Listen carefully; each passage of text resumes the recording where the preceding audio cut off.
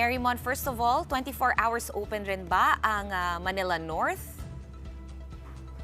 Good evening, Gretchen, Rich, and Sean. So far, sa new protocol ngayon, naging extended lang ang visiting hours here at the Manila North Cemetery. So that's from 5 a.m. to 5 p.m. But according to Manila Mayor Hani Lacuna, due to the influx of visitors, especially since the beginning of October 29 and expected to end by November 3, nag-request din ang karamihan na ma-extend ang ito. That's why na-extend siya ngayon from 5 a.m. to 7 o'clock p.m. And as of now, sarado na ang gate dito at bawal na ngang pumasok ang mga bibisita. According to the Advance Command Post, 105,000 ang naging crowd estimate ng bumisita this day. And from this number, 1,100 plus naman yung minors na na-register at nabigyan ng name tag for safety purposes. Just in case na meron sa kanilang maliligaw, meron ngayong safety net para makontak yung mga magulang o kaya naman ang guardian na kasama nila.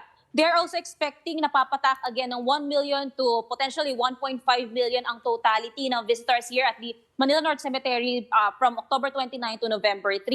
And with that, over 12,000 NCRPO police ang deployed. Bumisita rin kanina dito si Major General Sidney Hernia at yun nga ang nasabi niya. Plus, over 20,000 yung naging total ng police na deployed nationwide to ensure the safety and security, hindi lang dito sa Manila North Cemetery, kundi sa lahat ng may kinalaman sa paggugunita ng Kundas.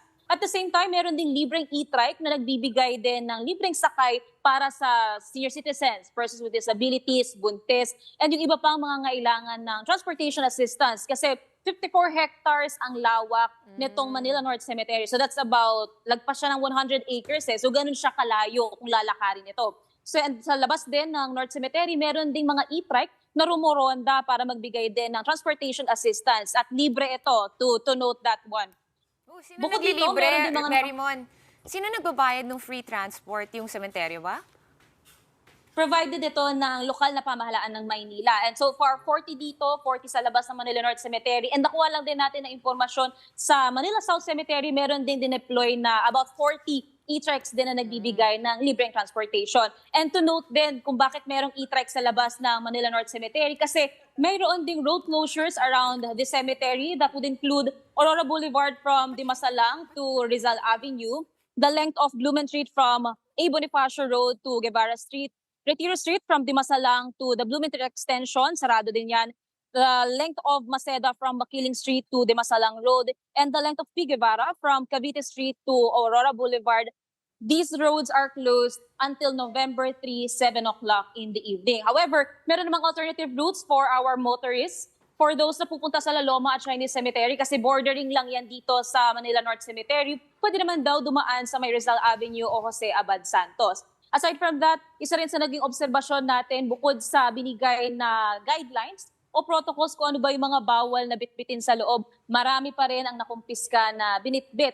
So ang rason dito, nung iba hindi nila alam na bawal ang mga ito, samantalang yung iba naman ay bitbit na lamang talaga nila ito at naabutan. And nasabi din ng PNP, yung confiscated items tulad na lamang ng mga, yung kanina, ang mga nakumpiska dito, perfumes with alcohol content, vape, cigarettes, even yung lighters, mga bawal ang mga iyan. Lahat naman daw ng mga ito ay pwedeng makolek or ma-retrieve sa November 3 and 4.